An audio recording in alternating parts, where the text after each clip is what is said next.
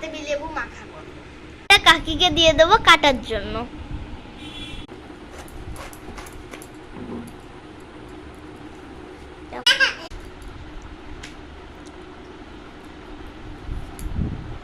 এবার লেবুগুলোকে ছাড়িয়ে নেবে। দেখুন কাকি এবং বাস্তব মিলে ছাড়িয়ে নিচ্ছে লেবুটাকে। এর মধ্যে পরিমাণ মতো বিট লবণ দিয়ে নেব।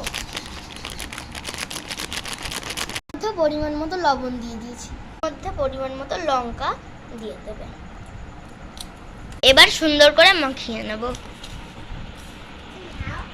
এবার আমরা খেয়ে নেব।